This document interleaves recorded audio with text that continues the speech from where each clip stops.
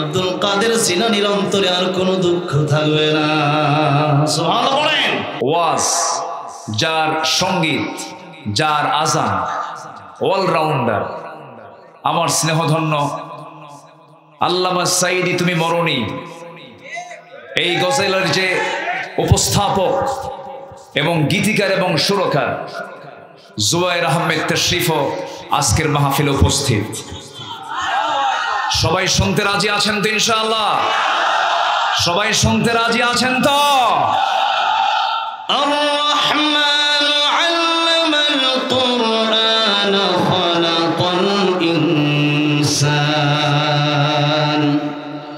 রহমান তিনি,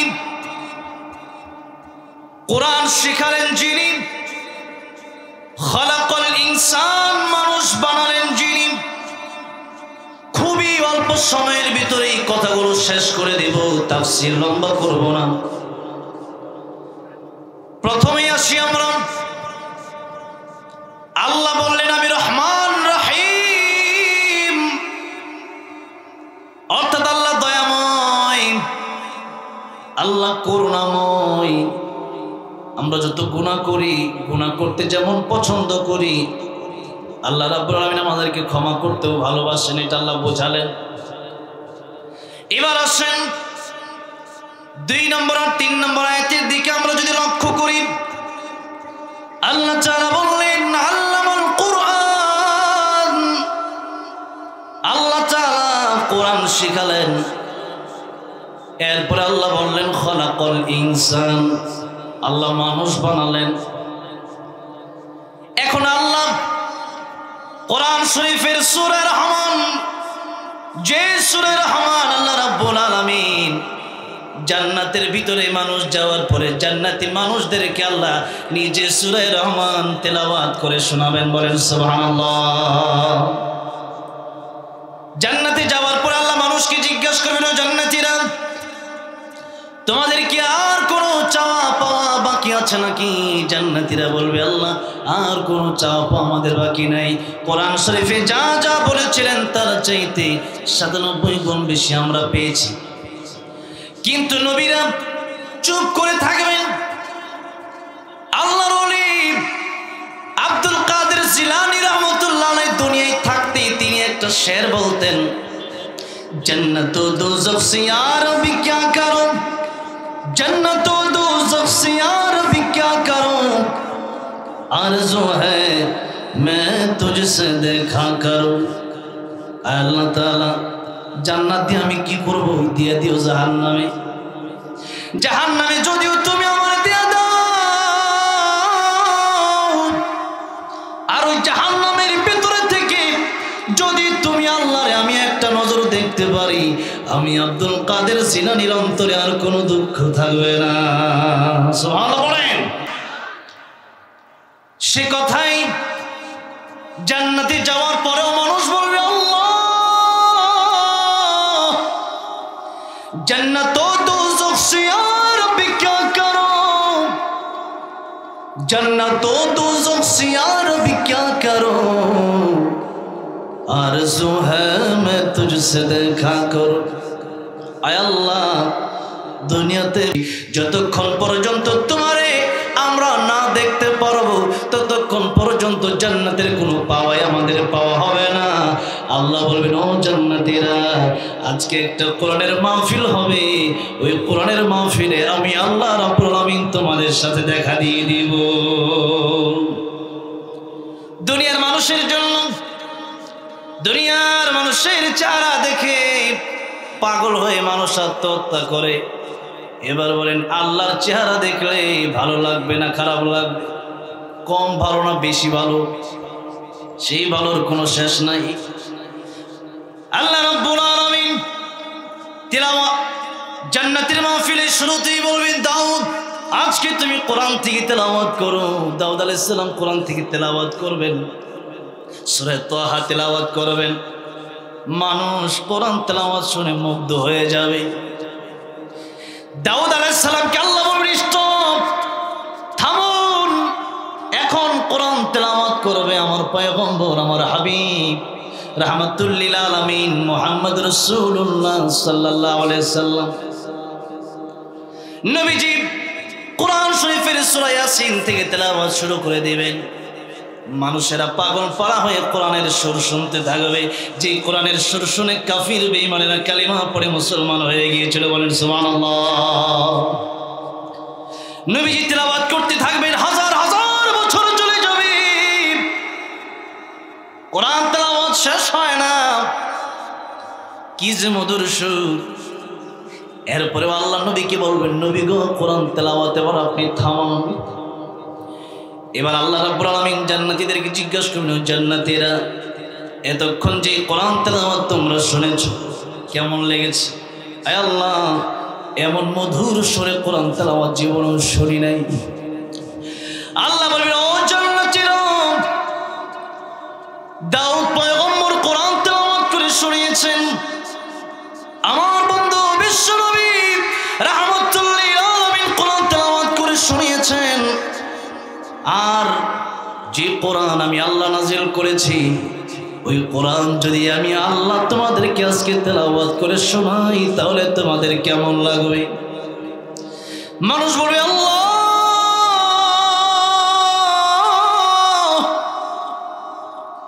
যদি আপনার কণ্ঠে কোরআন তেলাওয়াত শুনি তাহলে তো ভালো লাগার কোনো শেষ নাই। এবার আল্লাহ রাব্বুল আলামিন সূরা রহমান তেলাওয়াত করে শোনাবেন, আনার রহমান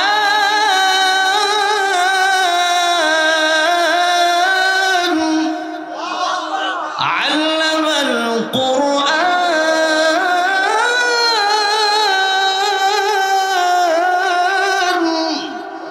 আল্লাহ তেলাওয়াত করতে থাকবেন, হাজার হাজার বছর চলে যাবে, মানুষ কোরআন তেলাওয়াত শুনে দিশেহারা হয়ে যাবে, অজ্ঞান হয়ে যাবে। অনেক লম্বা ঘটনা। আল্লাহ যে সূরা জান্নাতের মধ্যে জান্নাতি মানুষদেরকে পড়ে শোনাবেন,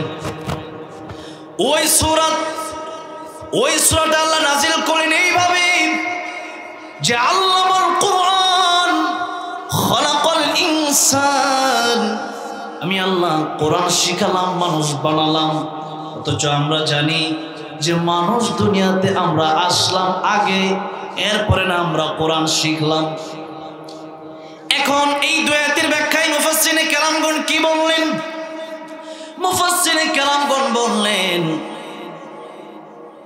আসলে মানুষের ঘরে জন্ম নিলে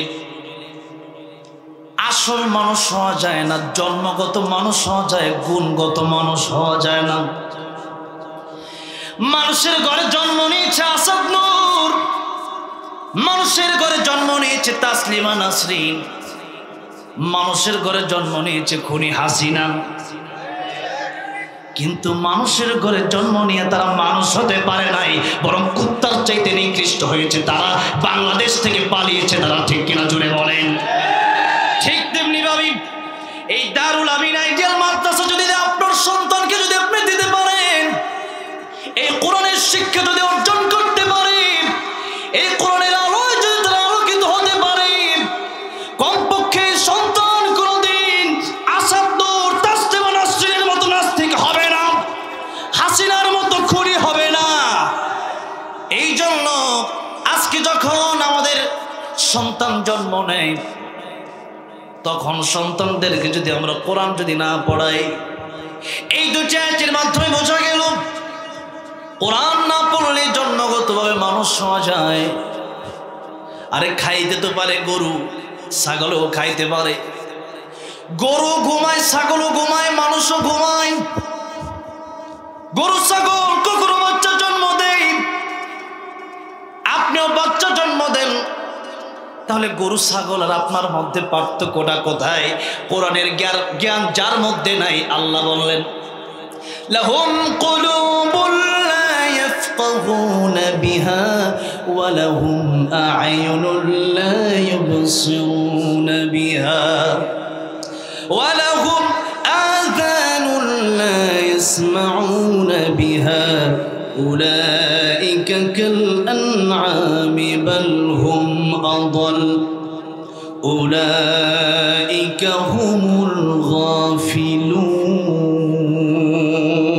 কলম পড়াশোনা করলো না, তাদের কান দিয়ে তারা আল্লাহর কোরআন শুনলো না, চোখ দিয়ে আল্লাহর কোরআন দেখলো না। কোরআন দেখলেই, কোরআনের আলোচনা হলেই, কোরআনের মাহফিল হলেই দীর্ঘ 16 বছর আমরা দেখেছি কত মানুষ নামের জানোয়ার ছিল, তাদের গায়ে শুধু আগুন জ্বলতো, ঠিক কিনা? আপনারা মনে করবেন এখন তো স্বাধীন হয়েছে ঠিক, কিন্তু স্বাধীনতা রক্ষা করা বড় কঠিন। তারা চলে গেছে গতকালকে আমেরিকায়, আবার যখন ট্রাম্প বিজয়ী হয়েছে, এখন কিছু লোক কইতাছে আবার আইব বলে, তুমি আসো, আল্লামা সাইদির খুনের বিচার তোমারে করব, তোমার বিচার করার জন্য তো আমরা বইসেই রয়েছি, তুমি আসো না কেন? তোমার তো পাই না খুঁজা, আর সে নাকি আবার আসবে। ফাঁসির মঞ্চে চড়ানো হবে, ঠিক কিনা? একটা কেউ ছাড় দেওয়া হবে না। আল্লামা সাইদি, আল্লামা মামুনুল হক থেকে নিয়া যাদেরকে কারাগারে বন্দী করেছো, খুনি হাসিনা সহ সবগুলোর বিচার হবে বাংলার জমিনে, ঠিক কিনা মুসলমান? তাকবীর! নারায়ে তাকবীর! আল্লাহু আকবার! বীর ইসলাম জিন্দাবাদ জিন্দাবাদ! নারায়ে তাকবীর! আল্লাহু আকবার! আমি এই তো 4-5 দিন আগে টাঙ্গাইলের কালীহাতি একটা প্রোগ্রামে গেলাম। আমার আগে প্রায় 1 ঘন্টা কাদের সিদ্দিকীর ভাই লতিফ সিদ্দিকী আলোচনা করতে করতে বলতেছে আমার কোনো পাপ নাই। ওপেন কবিরা গুনাহ কইরা বলতেছে আমার কোনো পাপ নাই।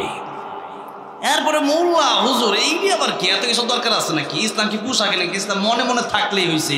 তুই মনে মনে ভাত খাইস, তুই কিনা চাউল খাইস না। তো মমতাজের মতো কথা কস।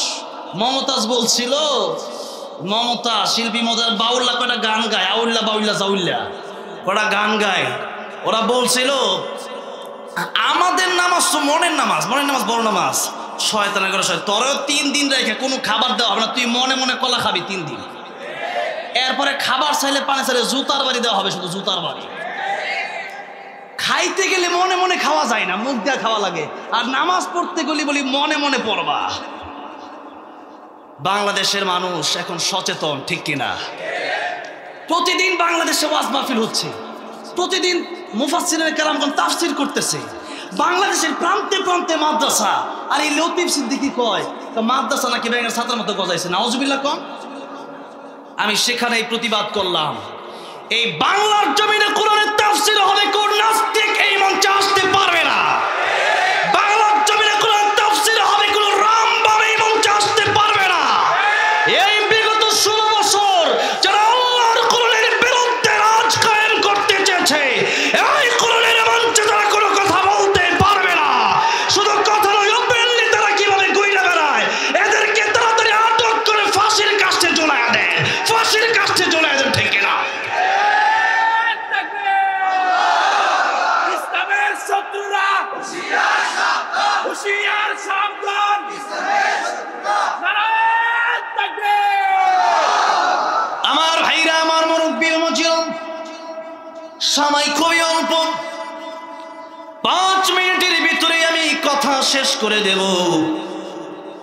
এই দুনিয়াতে আল্লাহর কোরআন যদি কারো ভিতরে না থাকে, ওই সন্তান বাবাকে মাকে বৃদ্ধাশ্রমে নিয়ে এসে নিয়ে গিয়ে রাখতে পারে। আল্লাহর কোরআনের শিক্ষা যদি কারো অন্তরে না থাকে, এই কলমটা কালো জাহান্নামের আগুন।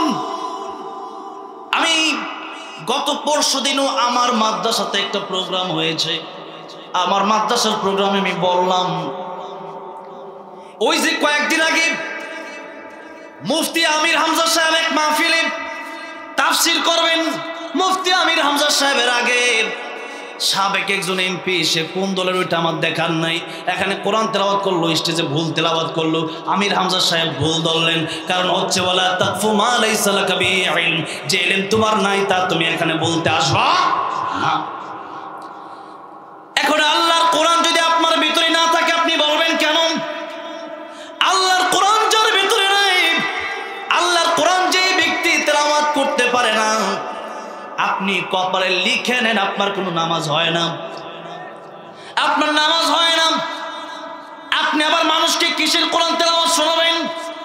আল্লাহর কোরআন সহি শুদ্ধ করে যদি আপনি না পড়তে পারেন তাহলে লসটা কোথায়, ক্ষতিটা কোথায়? আল্লাহর কোরআন যদি আপনি না শিখেন, নামাজ ভঙ্গের কারণ কয়টা সবাই একটু জোরে বলবেন? 19টা নামাজ ভঙ্গের কারণের প্রথম ভঙ্গের কারণটা কি? হ্যাঁ, নামাজে অশুদ্ধ পড়া। আমি যদি বলি এই কথা আমার মনে হয় ভুল হবে না। বাংলাদেশের মধ্যে 90% মুসলমান আজকে নামে নামে মুসলমান, আল্লাহর কোরআন তারা শিখলো না।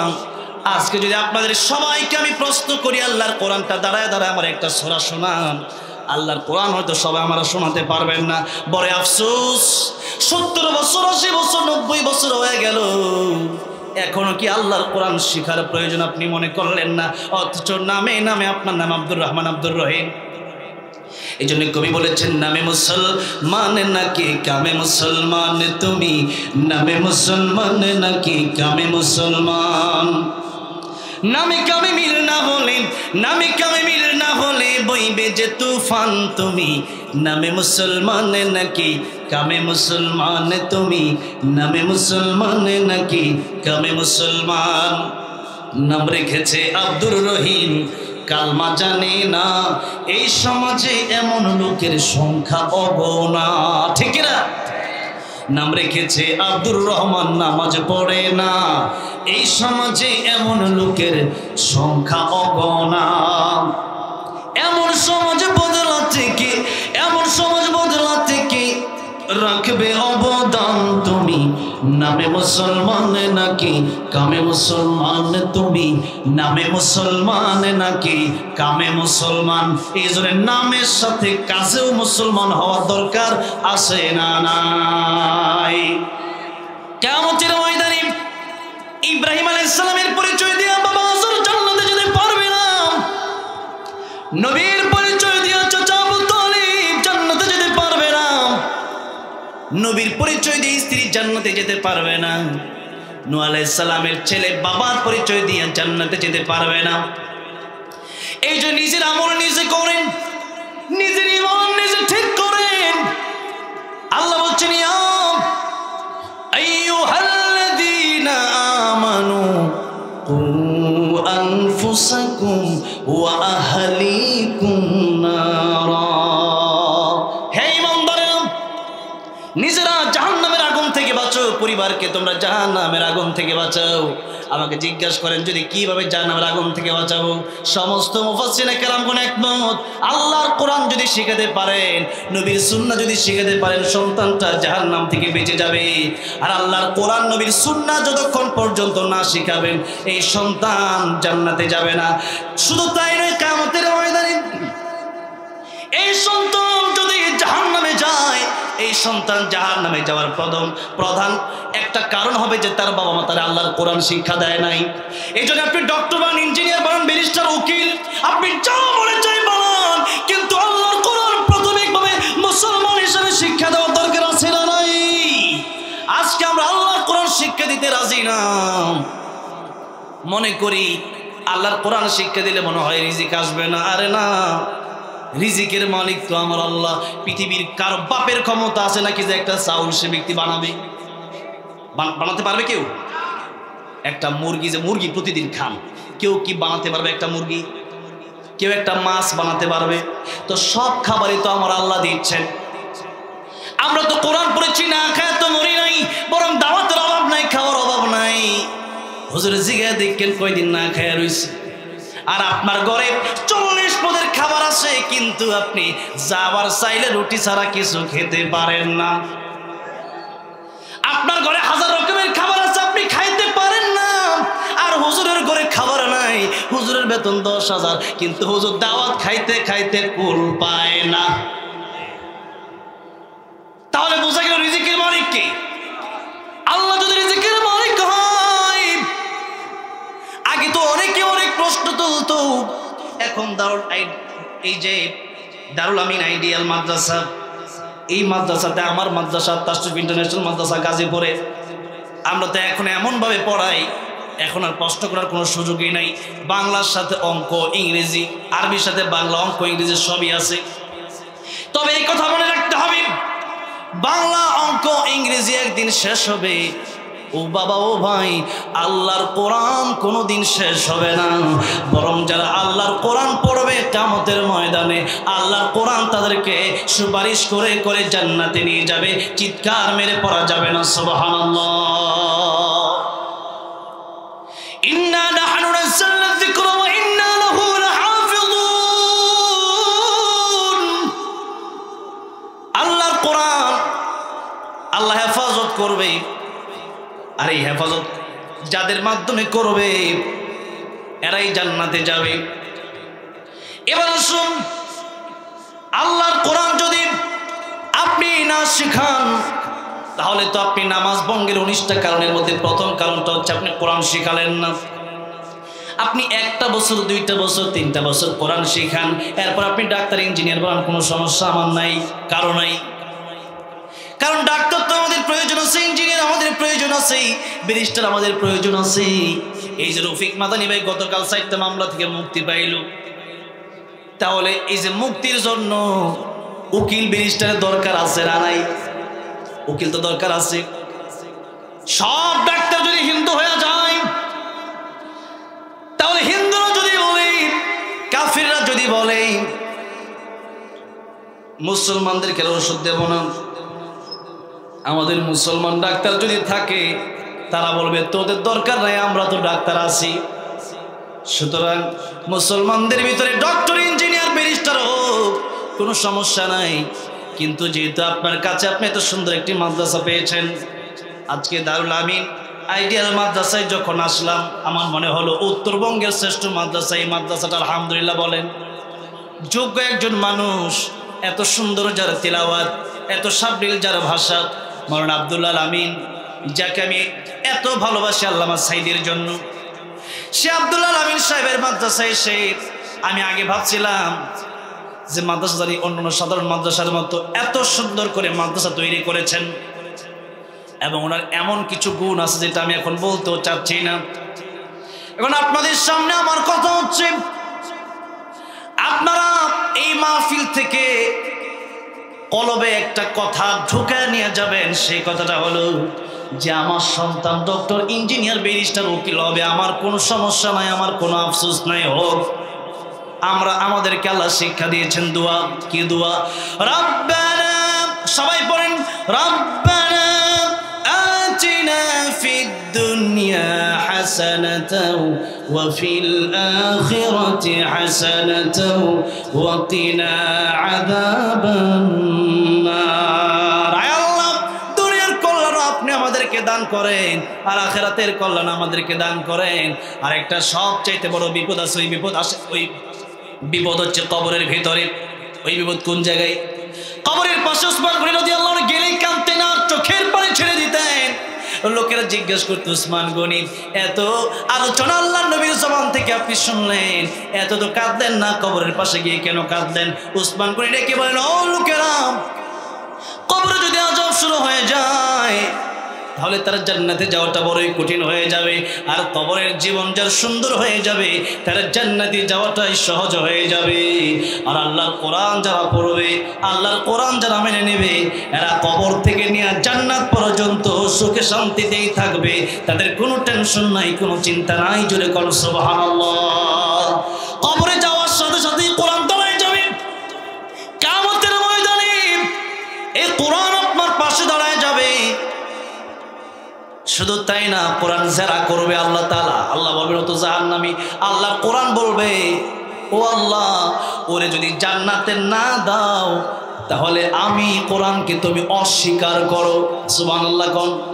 আল্লাহ বলবেন, ও কোরআন, তোরা যেহেতু দুনিয়াতে ভালোবাসছিল এই ব্যক্তি, আজকের কিয়ামতের ময়দানে তোর সুপারিশ আমি আল্লাহ মঞ্জুর করে এই ব্যক্তিকে জান্নাতের মেহমান বানিয়ে দিলাম। জোরে কোন সুবহানাল্লাহ। তাহলে এবার আসুন, যে কথা বলতেছিলাম, আল্লামাল কোরআন খালাকাল ইনসান, কোরআন না শিখলে প্রকৃতপক্ষে মানুষ হওয়া যায় না। অন্যান্য সমস্ত জ্ঞান যদি আপনি অর্জন করেন, পিতামাতাকে খ্যাতমত করতে হবে, এই জ্ঞান সেখানে নাই। নামাজের জ্ঞান নাই, রোজার জ্ঞান নাই। আল্লাহ বলেন ওমা উতিতুম মিনাল ইলমি ইল্লা কলিলা, তোমাদেরকে খুবই অল্প জ্ঞান আমি আল্লাহ দান করেছি। আর আল্লাহর যে জ্ঞান, এই কোরআনের যে জ্ঞান, এই কোরআনের জ্ঞান শেষ হওয়ার মতো নয়। আফালা ইয়াতাদাব্বারুনাল কোরআন, আল্লাহর কোরআন নিয়ে আল্লাহ গবেষণা করতে বলেছেন। এই জন্য যত বড় বড় যারা বিজ্ঞানী রয়েছেন আল্লাহর কোরআন গবেষণা করে তারা বিজ্ঞানী হয়েছেন। কোরআন যারা পড়ে এদের মতো ব্রেনি, এদের মতো ট্যালেন্ট আর কোনো মানুষ আপনি পাবেন না। এই জন্য আল্লাহর কোরআন যদি আমরা শিখি, আল্লাহর কোরআন যদি আমরা শিখাই, তাহলে দুনিয়াতে শান্তি, পরকালে মুক্তি। আর আল্লাহর কোরআন যদি শেখাতে না পারি, এই দুনিয়াতেও আমাদের আযাবের কোনো শেষ নেই। দুনিয়াতে আযাব আর আযাব। আর আমরা আজকে কোরআন শিখেছি, এই জন্য মানুষ আমাদেরকে কত ভালোবাসে।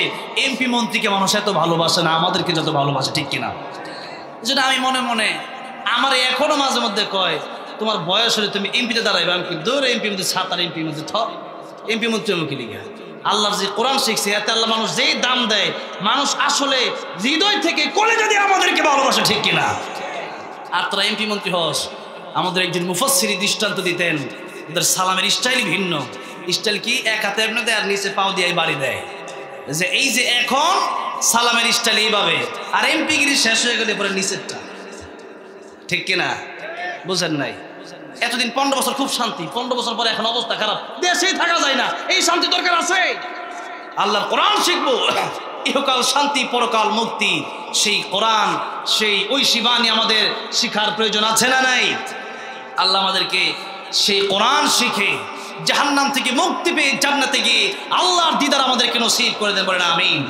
আল্লাহর কোরআনকে আজকে আমরা বুঝি না, অথচ একজন হিন্দু কবি, আমি এই একজন হিন্দু কবি নকুল কুমার বিশ্বাস, তিনি একটি গান লিখেছেন। তিনি লিখেছেন, যদি আগুন লেগে ধ্বংস হয়ে যায়, ধ্বংস হয়ে যায়, যদি আগুন লেগে ধ্বংস হয় পৃথিবীর সব বইয়ের দোকান, বিশ্ব থেকে হারাবে না পবিত্র কোরআন, ঠিক না? করবে কেমন করে কোরআন ধ্বংস আগুনের তেজ, করবে কেমন করে কোরআন ধ্বংস আগুনের তেজ, আছে বিশ্ব ভর গণিত কোরআনে হাফেজ, ঠিক না? তারা আবার ছাপি আসমানি গ্রন্থ, বাঁচাবে কোরআনের সম্মান, বিশ্ব থেকে হারাবে না পবিত্র কোরআন, বিশ্ব থেকে হারাবে না পবিত্র কোরআন। সে হিন্দু এত সুন্দর করে এই গানটা লিখছে, আর আমরা আজকে কোরআন শিখি না। সেই হিন্দুই গান লিখে, সে হিন্দু কোরআন শিখছে, আর আজকে আমরা মুসলমান হয়ে কোরআন পারি না। নামাজ ভঙ্গের কারণ হচ্ছে কোরআন অশুদ্ধ পড়া। আর কিয়ামতের ময়দানে আউয়াল মা ইউহাসাবু বিল আবদি ইয়াওমাল কিয়ামাতিস সালাহ, কোন হিসাবটা আগে শুরু হবে? নামাজের হিসাব। আর নামাজের হিসাবে যারা সহজভাবে সুন্দর করে দিতে পারবে, নবীজি বলেন তারা সব হিসাবে পার পেয়ে যাবে, বলেন সুবহানাল্লাহ। আর যদি নামাজের হিসাব কঠিন হয়ে যায়, প্রথমেই আপনি ধরা খাবেন এখানে যে আপনি কোরআন শিখছিলেন কিনা। এখন যদি এটাই ধরা খান যে আপনি কোরআন আপনি পারেন না, এই যে নামাজ পড়তেছেন এক ওয়াক্ত নামাজও তো আপনার কবুল হয় নাই, এখন আপনি ধরা খাবেন। আল্লাহ বলেন এক ওয়াক্ত নামাজও কবুল হয় নাই, পড়ছো যে। আল্লাহ কোরআন তো শেখার সময় পেলেন, সব পাইছো, কেমনে খাবা, কেমনে ঘুরবা, কেমনে বিয়ে করবা, কেমনে পরিবার চালাবা, কেমনে এমপি হবা, মন্ত্রী হবা, সব শিখলা, কিন্তু কোরআনটা শেখার প্রয়োজন মনে করলা না। আমার কোরআনটাকে এতই অবহেলিত করলা তোমরা। সুতরাং নামাজের হিসাবে প্রথমেই ধরা খেয়ে যাবেন, আর নামাজের হিসাবে যারা ধরা খেয়ে যাবে তাদের ঠিকানা হবে জাহান্নাম। তাদের ঠিকানা কোথায় হবে? আমরা যেতে চাই কোথায়? ফারিকুন ফিল জান্নাতি ওয়া ফারিকুন ফিস সাঈর। একদল যাবে জান্নাত আর একদল জাহান্নামে। এই দুই দল ছাড়া কোনো দল নাই। যদিও মিজানের পাল্লায় নেকির পাল্লার গুনার পাল্লা সমান হওয়ার কারণে কিছু দল প্রথমে আরাফে যাবে, এরপর আল্লাহ তাদেরকে জান্নাতে নিয়ে যাবে। কিন্তু সব মিলে অবশেষে দল হবে দুইটা, ফারিকুন ফিল জান্নাহ ওয়া ফারিকুন ফিস সাঈর। আমরা কোথায় যেতে চাই, জাহান্নামে না জান্নাতে? আল্লাহ আমাদেরকে কোরআন শিখে জান্নাতে আল্লাহর দিদার নসিব করায় দেন, বলেন আমিন। এখনই আমাদের